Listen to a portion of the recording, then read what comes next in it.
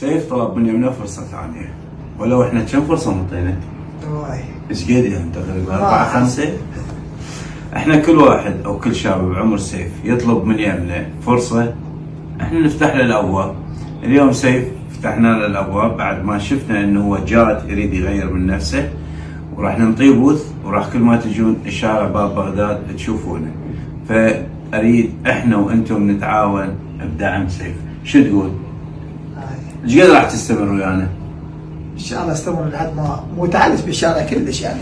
يعني انت مو كل ما تتعب بالشارع تجي هنا ترتاح لك شويه لا كون نفسي، لا قلت اشتغل وهاي كون نفسي. يعني انا اتمنى ان تكون حالك حال بقيه الشباب اللي هناك، هم بدوا وياك وشوفوا هم وين وصلوا.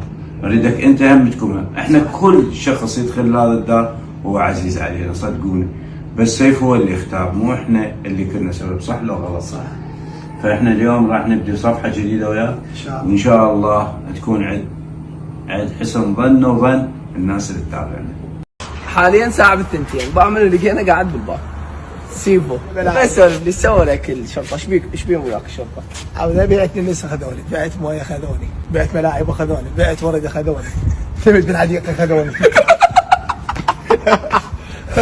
الله عم حقه. يقول اخر شيء قعدت كل شيء ما سويت، بس قعدت على الجزره اجوا واخذوني. برمضان اخر شيء برمضان والحسين، برمضان اخذوني دعوه شنو دعوه جيجاره. تعال طبعا سيفو داق بكل مكان بجسمه، اخر شيء دق هاي ايام فري. هاي دقتها بالسجن عوداني حر. الله يساعدك. سيفو امه وابوه ميتين الله يرحمه.